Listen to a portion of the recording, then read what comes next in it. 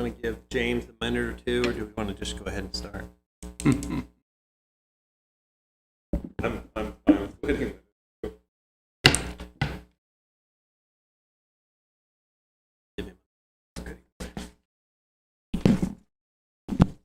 Said he was going to try to go to the gym. Maybe. No. Or the treadmill accident. Hold the muscle.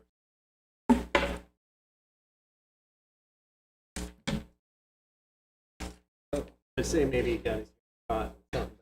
He got his.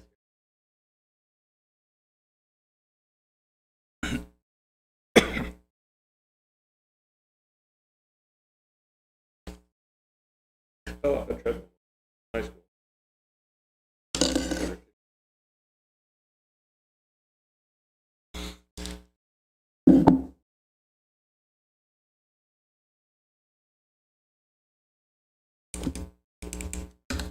Dominic, right? Can I have anybody here? Anybody?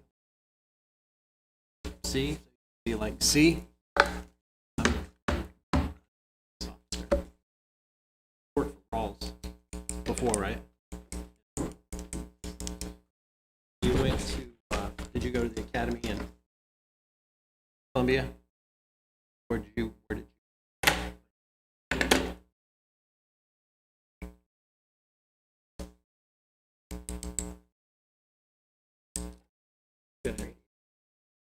All your life.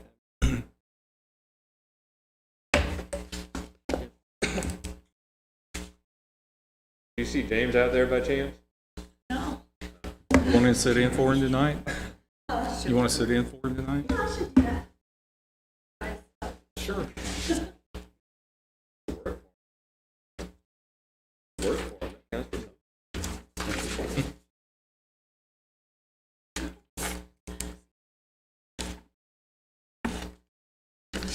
Well, since there's not anything pressing for James right off the bat, we'll go ahead and get started. So, City of Hannibal,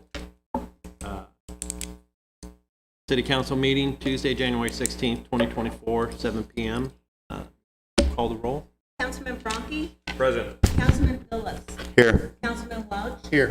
Councilman Munger, Here. Councilman McCoy, Here. Mayor Pro Tem Dobson, Here. and Mayor Lauderman. Here. There being a quorum, I'll call this meeting to order. Everybody rise for the station. I'll take care of that tonight. Lord, thank you for allowing us to meet tonight. Help us make good decisions. Turn up the heat, that would be great. I pray that everybody here, when they leave, makes it home safely.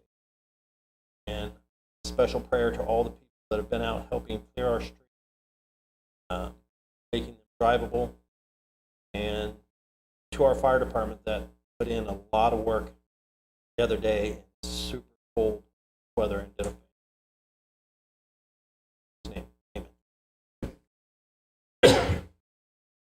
Pledge allegiance to the flag of the United States of America and to the republic for which it stands, one nation, under God, indivisible, with liberty and justice for all. So there's a couple of things. Amendment for bill number 24001 and 24002. That's going to be coming up. What I would like to do, though, is move, when we get to it, swearing in to our new officer before we start anything else. What I need is approval of the agenda. One more edit. I'm going to remove my St. Elizabeth's memo from the agenda tonight. I had an idea that might be stupid and might be brilliant, but I want to flesh it out over the next couple of weeks and put it back on the next agenda. Okay. Do I have a motion to accept that? So move. Second? Second. All in favor? Aye. Opposed? All right, I need approval of the agenda. Mr. Mayor, Yes. I'd like to make a motion. In light of some communication from today about some different events and a couple other things, I would like to make a motion that we move Councilman Franke and Phillips' last closed session item in the packet to open session. I don't know which one that is. Should be the last page of your packet that Melissa handed out today.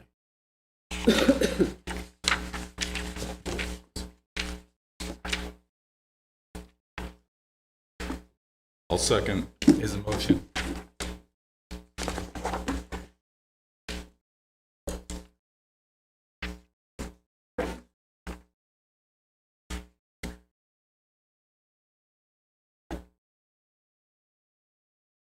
Is that what What's that? Is that okay? Oh, I'm sorry. I didn't know you all wanted my input. I just, I mean, I think for accountability and transparency, It was closed for attorney advice. You all want to ask me questions in public, that is your right as my client. So it doesn't have to be. It's something you can close if we're talking about attorney. I mean, it's not my memo, but I think for accountability and everything else to the public, especially, again, after some communication from today and things like that. As long as I can still discuss personnel-related items to the memo in closed session. Okay, great. All right, I have a motion and a second. All in favor? Aye. Opposed? All right. Any other changes? All right, so I need a motion to approve the agenda with the amendments that we made. Motion. Second. All in favor? Aye. Need approval of the minutes, regular scheduled meeting, January 2nd, 2024. Motion to approve. Second. All in favor? Aye. Opposed? I need approval of payroll and claims, first half, January 2024. So moved. Second. All in favor? Aye. Opposed? So, you have any? None? So what I'd like to do is go ahead and do the swearing in for our new officer before we get into anything else. Actually, I have to ask for an amendment to the agenda tonight to swear in. First and a second on that. Second. All in favor? Aye. And then also, do I need? I'm good on that. Okay. All right, then that's what we will do.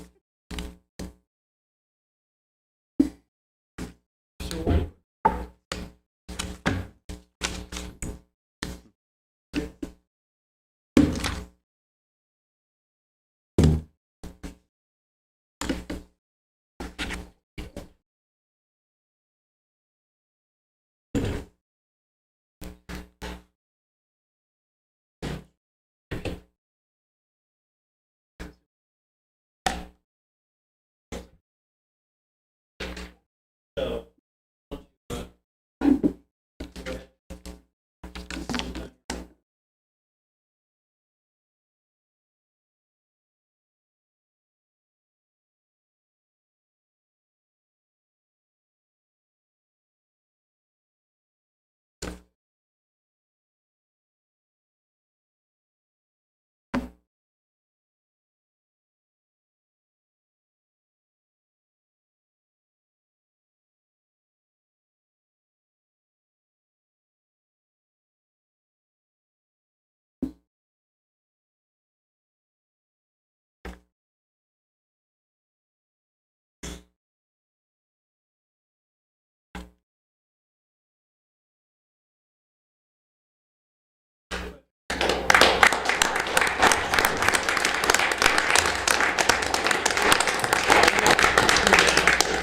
one thing that we need to always be aware of, everybody knows what's happening. Yeah. Pray that nothing like that ever happens. Never. People.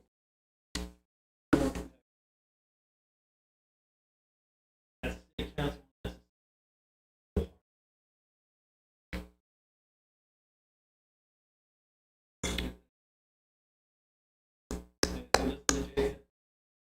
All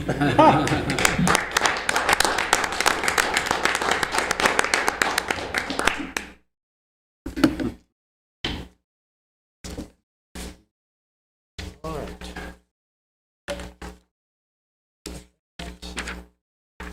John Ling. Your Honor, members of the council, I appreciate the opportunity to visit with you again this evening. In early October, as I'm sure you've been advised, I filed a third suit against the city of Hannibal for violations of the Missouri Sunshine Law. And as I promised to the council some time ago, I said that in the next suit I would include litigating whether or not the provision in the city charter that says all meetings of the city council shall be open to the public meant anything. And so I've included 2 counts. One, that all of those meetings that were closed violate the charter, and I'm talking about all of the closed meetings from 2023 were in violation of the open meetings law. Now, I have currently pending, ready to file a motion to include the meetings that have taken place since the filing in early October, which I think is either the last meeting in October plus the meetings in November and December, but I may have included that last meeting in October in my original suit. And so I'm here this evening to try to offer you a suggestion that you may or may not want to take. And that is this. I would be asking the court to include in my litigation any further closed meeting, including the ones you contemplate this evening, under the same suit. And being aware of that, it may be something to consider to try to minimize any further action closing meetings to the public. I'll say to you, and I'm pretty sure I'm on good, solid legal ground here, no subject matter taken up by the city council is required to be closed. Every closed meeting is up to the 7 of you people here tonight that carry election certificates. It's not up to the city manager. It's not up to the city attorney. It's not up to Andy Dorian. It's not up to any other employee you have. It's up to you.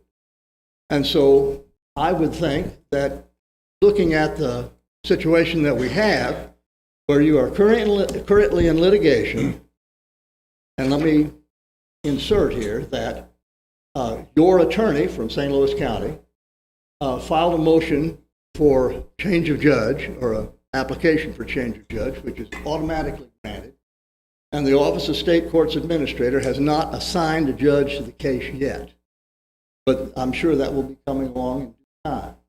And so my suggestion is that when a motion is made to close a meeting, or when a suggestion is made to close a meeting, that you consider very thoroughly and heartfelt whether or not that meeting absolutely has to be closed. The record of having a closed meeting, or 2 or 3, every time you get together, is not only bad for the city, it's bad for the citizens you represent. They are entitled to know how much money is in the bank. They're entitled to know what it is you're talking about and have under consideration. And so with that, now, of course, you're free to do as you please. You're the ones that are charged with running the city, making decisions on behalf of the city. But I offer that just as a friendly suggestion, if I may. And I hope that you will take that into account. And I appreciate the opportunity to be here with you this evening. Thank you very much. Mr. Lane, Yes. one question. You served as mayor. You served a term as mayor, correct? Yes, I did. Did you ever have a closed session? I don't believe I did. Now, I was thinking about that. The provision in the city charter that says all meetings of the city council shall be open to the public goes back to the 1957 city charter. That's when we went back to the mayor-council form of government, which worked pretty well for 40 years. And I was trying to think, can I remember anybody moving for a closed meeting? I don't think we did. Now, I'm not going to bet money on that. So then any contracts or any personnel issues and everything was all in open session? Yes, it was, and if I may, and I don't want to take up an inordinate amount of time. At that time, we had an elected council and an elected executive. At this time, you have an elected council that includes a mayor who is the council member that holds the gavel, and your executive is your city manager.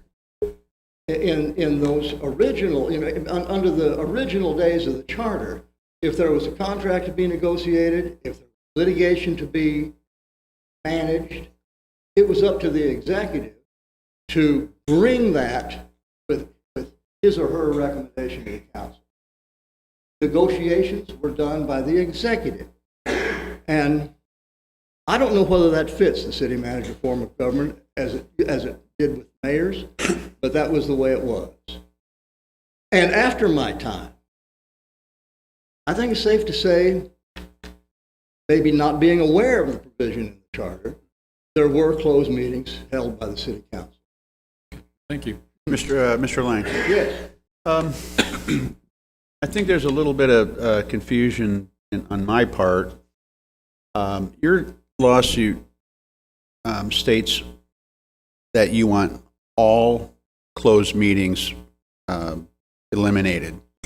Yes. And then here just a moment or two ago, you advised us to think carefully if we were to conduct a closed meeting or an item or a topic for a closed meeting.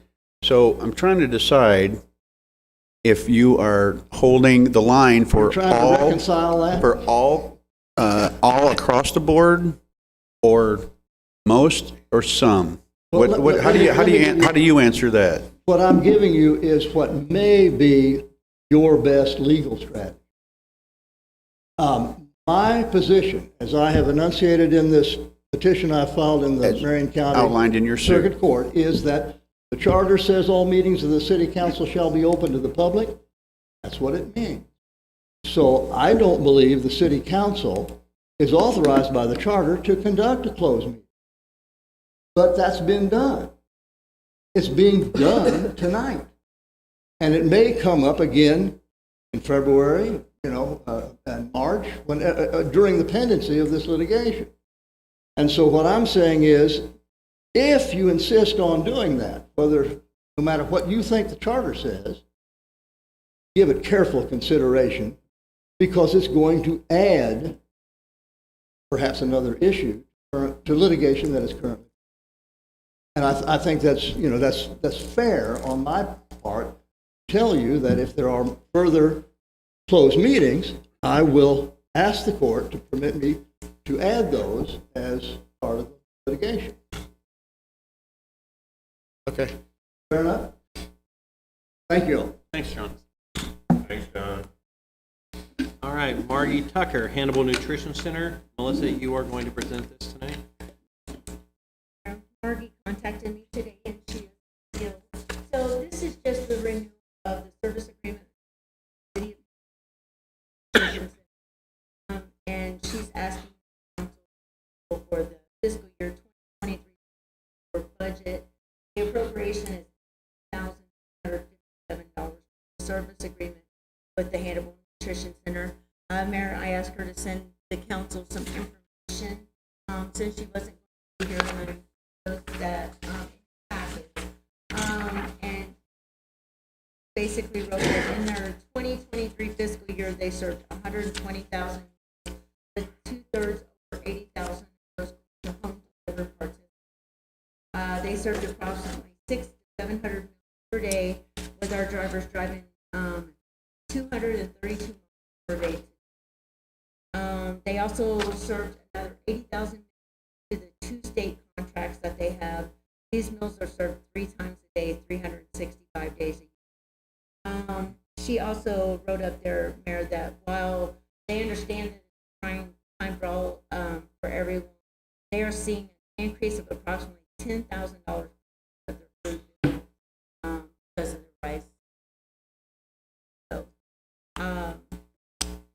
she is requesting that the council vote for the mayor to 324 service agreement. I need a motion to approve. So moved. Second. Any discussion? Just say it's a valuable service. My parents took advantage of it when they were still living, and a lot of seniors, take advantage of it. Probably one they of can go the down there. most Yeah. valuable services. Yes. Wish we could give them more. All in favor? Aye.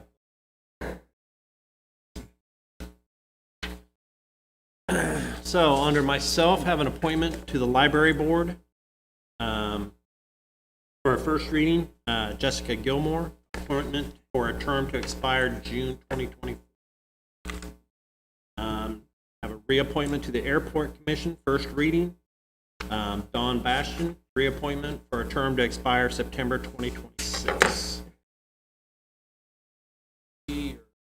Elizabeth is done. Public tax up. Yeah. Oh, sorry. Oh.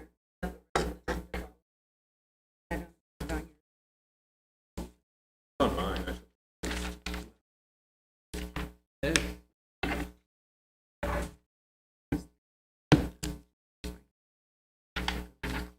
Okay. So I need.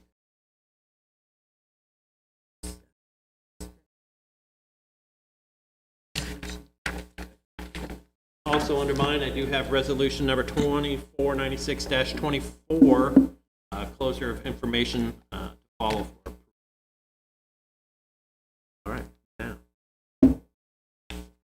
batter up. Yep, now you're ready to go. Okay. So this one is me and Charlie. The memo's in the packet. I'm hoping and betting most of you have read it already. But just a little contextual refresher before we get into it. Last summer, we started thinking about ways to increase funding to Hannibal's police and fire department with some dedicated funding sources. We ultimately picked the path of doing a dedicated public safety sales tax to the amount of 0.5 cent. So that's roughly 5 pennies for every $10 you spend, 50 cents for every $100. The hitch in that is that we're not allowed to go to the voters for that sales tax. We would first need permission from the Missouri legislature to do so.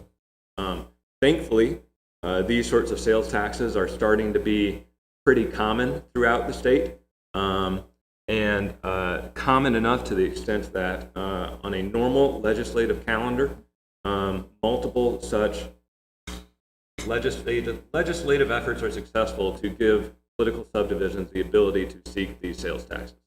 So in light of all that, last fall the city hired a lobbyist that HREDC has a prior relationship with by the name of Jason Zamkus to advocate on our behalf while we seek approval from the legislature to go to the voters for a 0.5 cent public safety sales tax.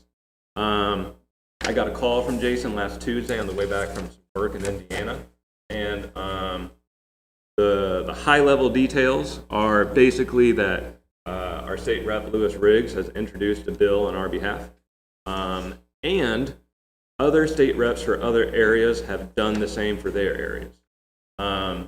So what this means is we have multiple avenues for success, either through our own standalone bill or for the opportunity to combine with other bills. Realistically, Jason said optimistically, he said we can expect it to get out of the House in 3 weeks. Realistically, he said 4 to 6 weeks. That was 1 week ago. So sometime mid to late February, we can hope and expect to have our legislation in one format or another out of the House into the Senate. The Senate is even more wild than the House, which is even more wild than our own city council, believe it or not. So to predict what will be going on in the Senate in 4 to 6 weeks from now is not useful. So we're not going to do that. He wouldn't do that. I'm not going to do that. But the takeaway is at this specific date and time, we are as in good of a position as we could possibly be in, sort of a miracle, of force to be successful in this effort. Nothing is a sure thing, not even close to it, but we're in the best position we can. I pretty much told you the entire extent of my conversation with Jason. Happy to answer any questions or anything like that. But regardless, that's the update for now.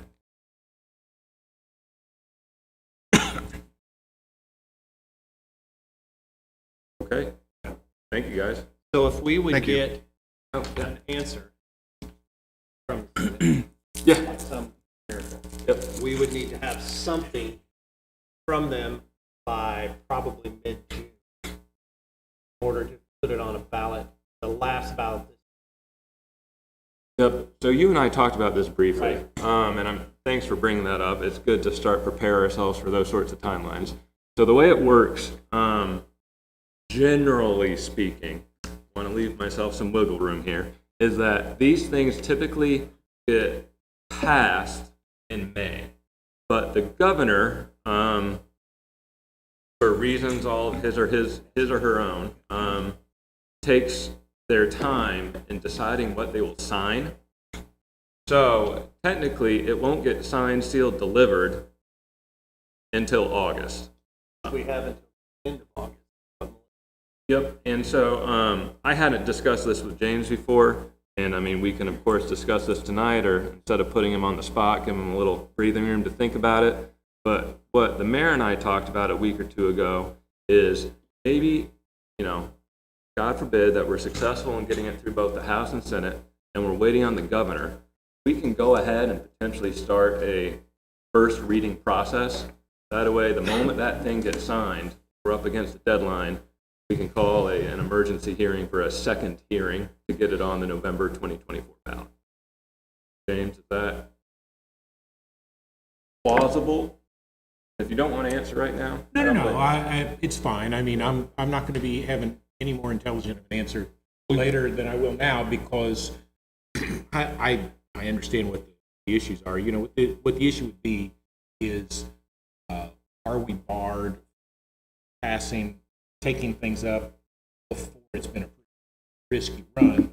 Because obviously the government doesn't. But I'm not aware of any statute that would prevent us from taking up something that we're ultimately not able to do. I mean, as long as we do it with knowledge that we're doing it subject to by the governor, because if the governor vetoes, we're sunk and can't do it further. So, yes, I could go ahead and get it out of committee. It's up to the governor's office. We could go ahead and try to start working on it, understanding that we're able to formally do the right ordinances on the ballot until the governor signs. Right. Thank you. And under that scenario, the one where we're successful in the House and Senate and just not quite hit the right timeline with the governor, the worst case scenario in that would be, in my opinion, it goes to April 2025, and the long term, we're all okay anyways. Yep. All right. Thank you. Thank you. Melissa?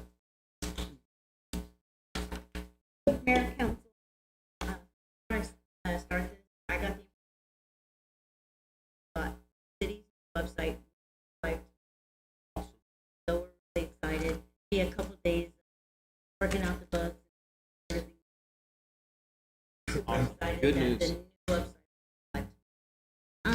Mayor, council, I brought you a agreement with I-County. I-County, city currently, as far as recording, that type of thing. So the old fashioned, lots of copies, signatures, that type of thing. I-County is an electronic recording portal that all of the recorded with the county. And so it would allow the city to submit all of our documents. I-County will allow the city to save time, money, and a lot of reasons by allowing recording and the payments of the policy, additional copies, paper checks, lost time from delivery. There are no fees associated with the portal. However, there is a $4 charge for successful recording. The city will be required to pay the recording fee when uploading the document, opposed to waiting for approved checks. The agreement may be terminated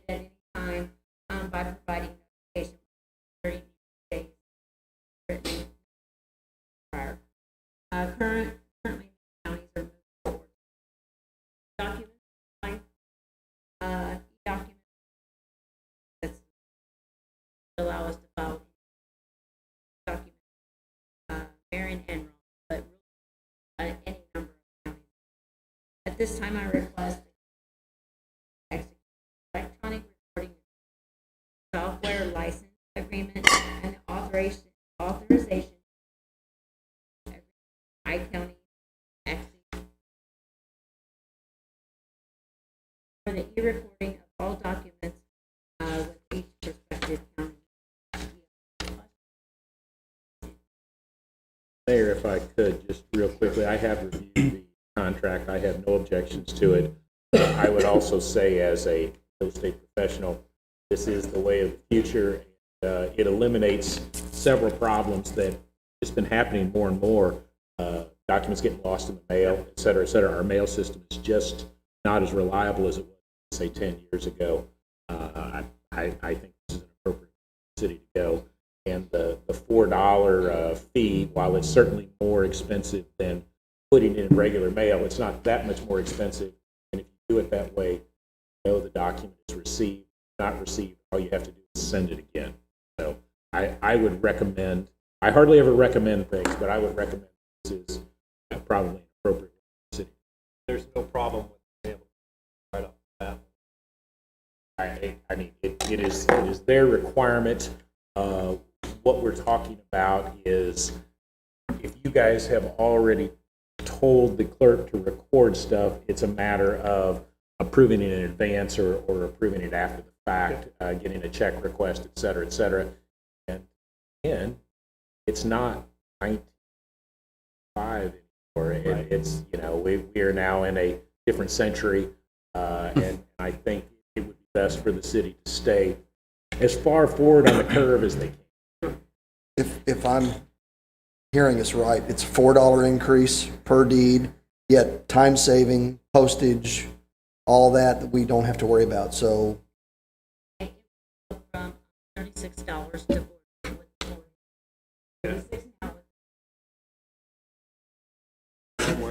Is that a cloud-based storage on these recordings? Where's that stored? It is a cloud-based storage, but they used to keep everything on servers at the county recorder's office. I believe they have switched to a completely cloud-based storage system, but there is it's got all kinds of backups, safeguards, et cetera, et cetera, That's et what I was cetera. wondering. It is actually all pretty much accessible online, but you have to have a membership, if you will, to their system, which all the title companies and some of the attorneys do. But anyone can use the system if they actually go to Palmyra and use a terminal of their offices. Motion to Any other questions? Resolution. Sorry. But you can hold on to that. I'll hold on to that. Chief Neeson, what do you got for us? Good evening, Mayor and Council. Here tonight seeking approval to surplus one of our SUVs is a 2004 Excursion. Has 142,000 miles on it. We received this vehicle back in 2004, 20 years ago on a grant. Obviously, we used it. It's done well for us, but has recently run into some major engine repairs and front end to be done that's going to exceed the cost of the value to get repaired. So we are intending on using Purple Wave past to surplus vehicles. It's a very handy service. They come, they take pictures, they post it on an online auction for about 30 days. They charge the buyer a 10% buyer premium for their fee, and then they mail us a check. The buyer's responsible to come pick up the vehicle or from us. Does anybody have any questions about the surplus in this equipment. Okay, I need a motion to approve. Motion. Second. All in favor? Aye. Opposed? Thank you. Thanks, Chief. Chief Nocky?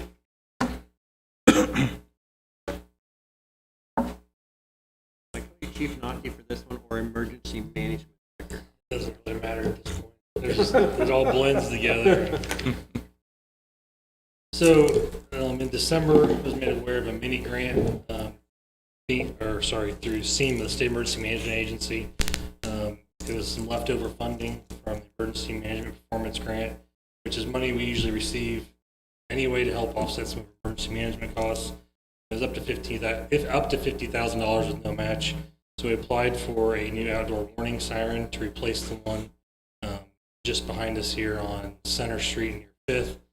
It's an older siren, but we were looking for something that had the capabilities in this area we're located to be able to do voice alerts.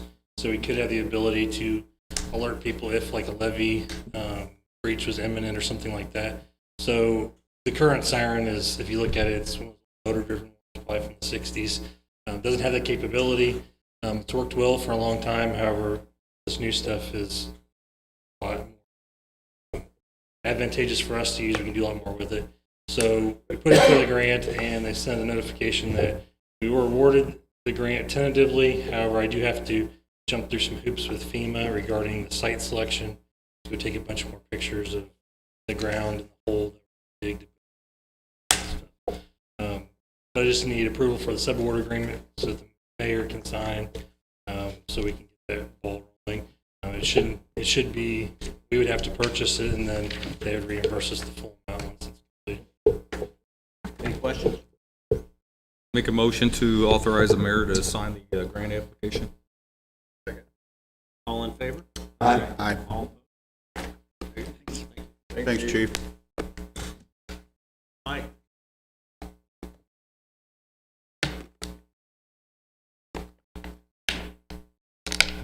Last month, Planning and Zoning adopted some changes to Section 7, placed in A and B zones.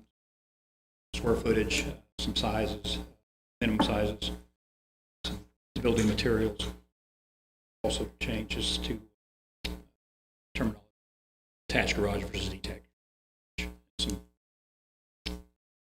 restrictions there. No opposition.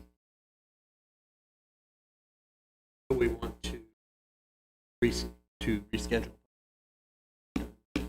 Oh, he skipped that one. Oh. Okay. So Bill 24-001. It says 003 in my We'll packet. reschedule for the fire code, correct? Yes. For Tuesday, February 6, 2024, 6:45 p.m. A motion. Motion. Second. Second. All in favor? Aye.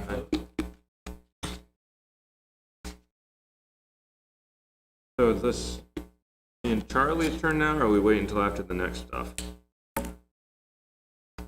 Let's go ahead and do first, and then we'll bills and solutions. Great. So excuse me if I'm a little rusty here. I was not prepared to present an open session, but welcome to the opportunity. Charlie and I have been saying transparency and accountability for a number of years now, and it's finally catching on. So in the springtime, when Charlie and I were researching the public safety sales tax information, we visited with a lot of fire. And Charlie, if I misspeak unintentionally or misremember something, please jump in and correct me. Will do. We met with a lot of firefighters, police officers, and the chiefs from both departments. And we walked away from that conversation thinking about annexing in certain portions of the city that are already completely surrounded by the city. This is something that James and I have talked about for years, way back to my time on the utility board, for slightly different but still overlapping reasons. And so, frankly, I walked away from the conversations that it's something we needed to do.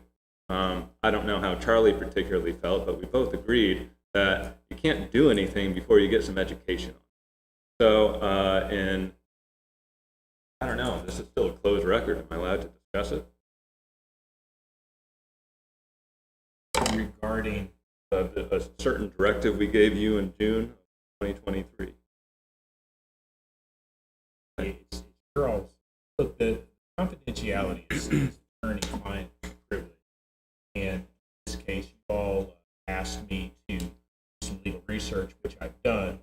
The council has voted to talk about that in session. I believe it's perfectly appropriate to talk both about what you asked me to do and also talk about the memo that Andrew response or anything. So then on June 20th, 2023, Charlie and I came to City Council and asked City Council to give a directive to the City Attorney to do some research on this process. That way, if we do decide to proceed as a whole unit, we can do so legally with transparency and accountability. As James has just explicitly stated, some of that research has been done, and so now look forward to the opportunity to hear about it. Pretty much. The floor is yours if you want to explain your memo. Andrew's memo. Well, sure, it's Andrew's memo. You know, basically, what he has done in that memo is set out the procedure. If the council should decide that they want to look at annexation, what the procedure for involuntary annexation. Just to shortcut that, basically what has to be done is the council has to pass an ordinance that they want to annex an area. You have to designate where those areas are. There has to be at least 15% of the boundary between yourself and the annexed area has to be directly contiguous. After that, you place it on the ballot, and both the people in the city and the people in the annexed area get to vote. People in both areas have to have a majority vote that they wish to annex.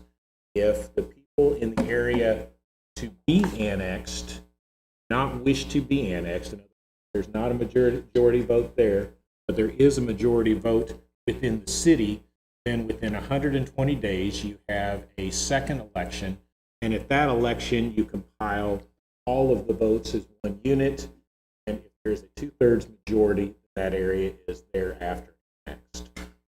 There are some other little areas such as providing services, and you have to agree that you provide services with time. But basically, the areas that we're talking about, most of them, we're already providing all, if not all, of their services already.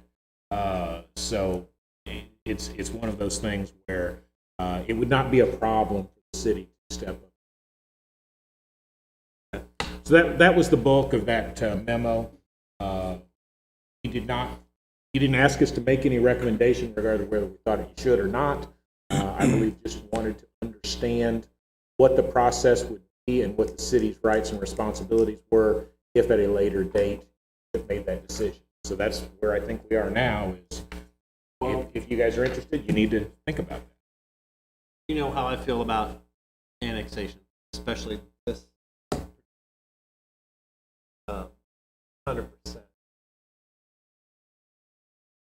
surrounded entire by the city. It is not, however, service. They do have rural electric. They have rural water. Part of it.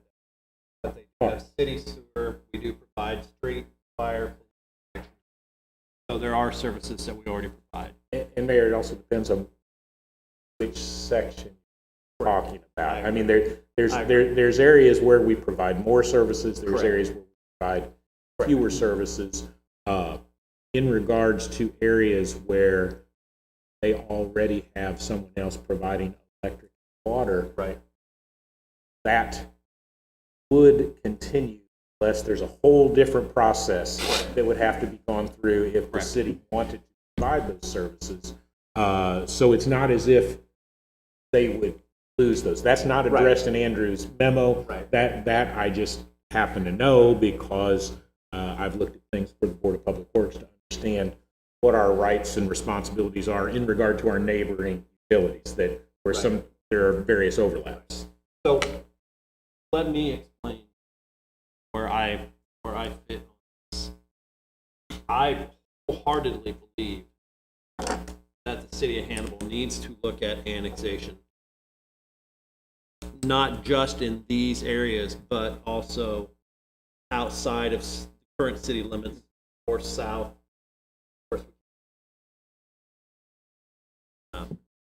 Be interesting.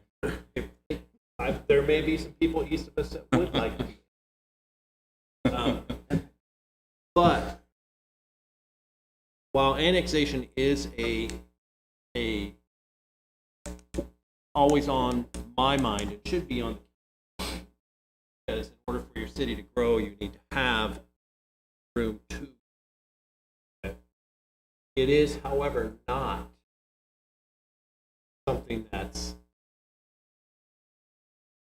so.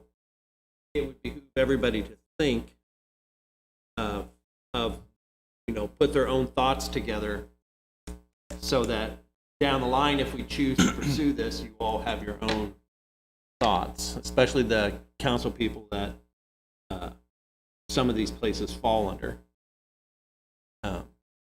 So at this point, we don't really need to figure out if this is what we want later on down the road. There's more important things. I might just say that I've been contacted by a couple of people that live outside the city, and had a conversation with one of those tonight. And the big concern is taxes. And I was like, use me for an example. In a house of median means, and looking at my property taxes, I'm at about 200 excuse me, about $200 for the city, and about that on personal property as well. And when it was presented to this gentleman that way, it's just like, that's not all that bad. So there's benefits, and there's always I mean, what was it? They lose the right to go out in their driveway and shoot fireworks. shoot fireworks. That was the big thing when we had our.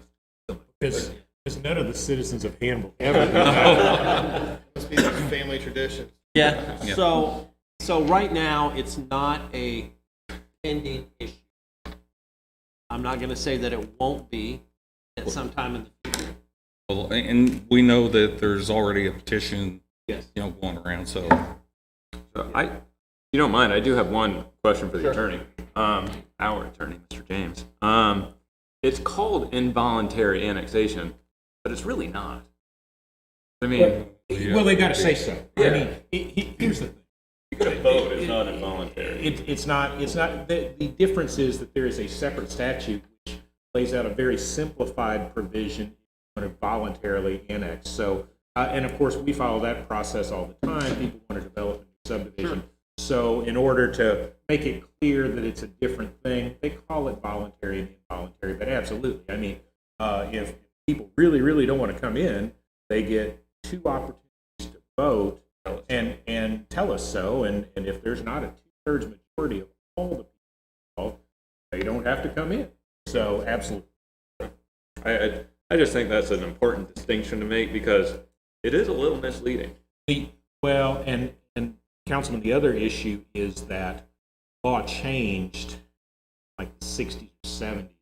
Prior to that, it used to be pretty much all the city had to do was pass an ordinance, and they could drag you in kicking and screaming, and the only recourse was to sue them, and measure was this a reasonable annexation or not, which, as you can imagine, pretty much courts almost always found it to be reasonable. So involuntary annexation existed prior to the change in the law, which was different.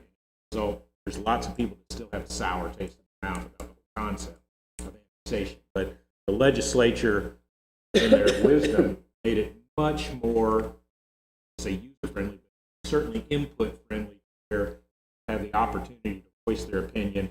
And it's much better for a city, if you're going to try to get an area annexed in, to work with them, try to get them in, because as the mayor and several other people stated, there are absolute benefits to coming into the city.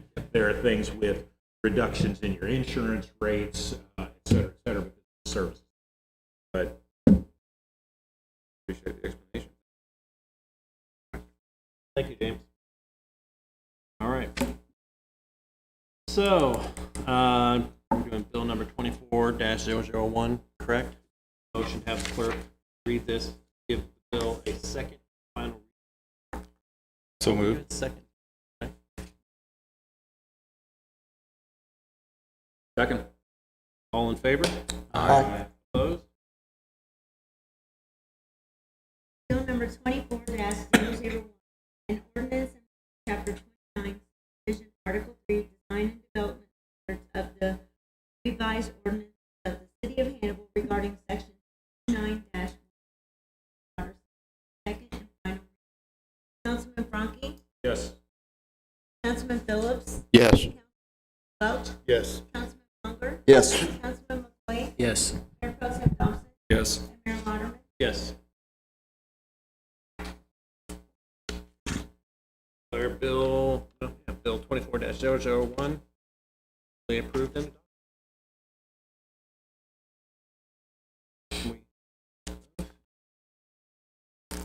Bill number 24-002. I need a motion to have the clerk give this bill a second final read. Motion. All in favor? Aye. 24-002, ordinance in chapter 2 of the revised ordinance regarding the PR zoning by certain provisions and requirements. Second and final reading.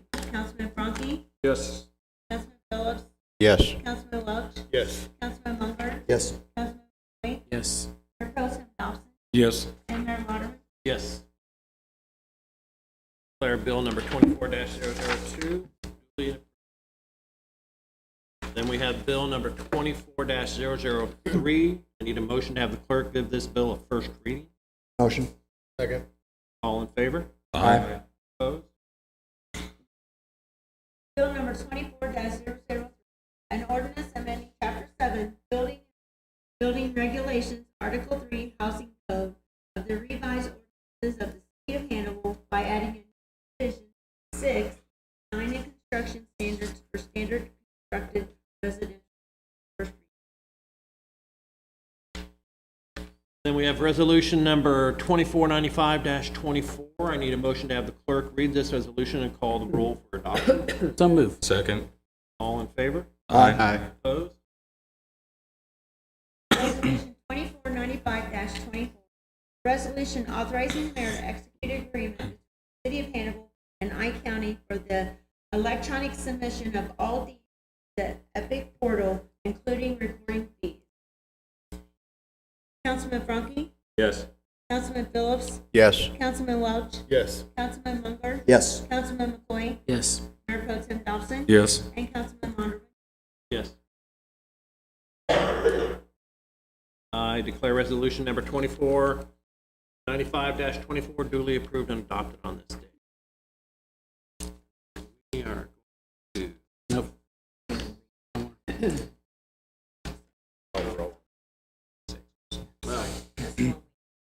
now, okay, so. Yep. I need to have a motion to have the clerk read resolution number 2496-24. This is Motion. first reading. And call the roll for Resolution. adoption. Call the roll. Sorry. I said.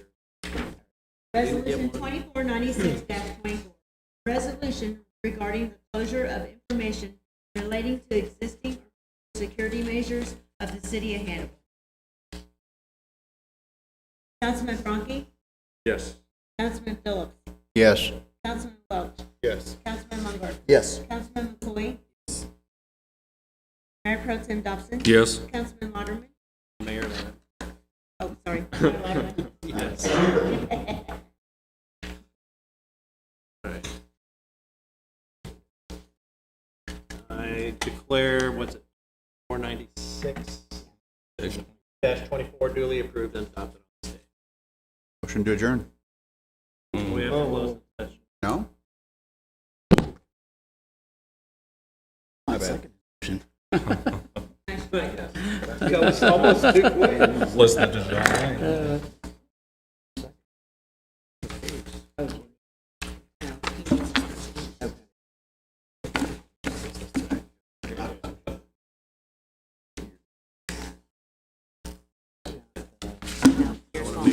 Yeah, yours won't work. There you go, sorry.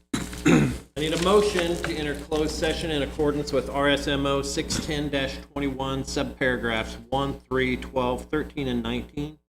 Requesting to admit myself, city council members, city attorney James Lemon, city manager Lisa Peck, city clerk Melissa Cogdell, director of central services Andy Dorian, and Chief Naki, and Eric Grant. All right, Motion to go into closed session. this part too. Okay, and then the motion must be, okay, this is, the council has been requested to go into closed session regarding existing or proposed security systems and structural plans for real property owned or leased by the city.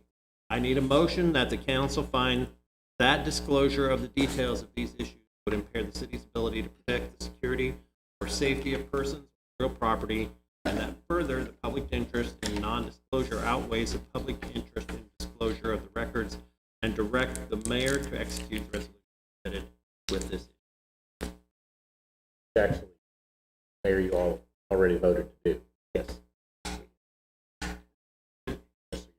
All right. I need a motion and a second to go into closed session. Yep. I do need a motion and a second. Correct. You Yeah. do. Yes. So, Yes, you do. All right, motion to go into closed session. second. Second. All in favor? All right. Opposed?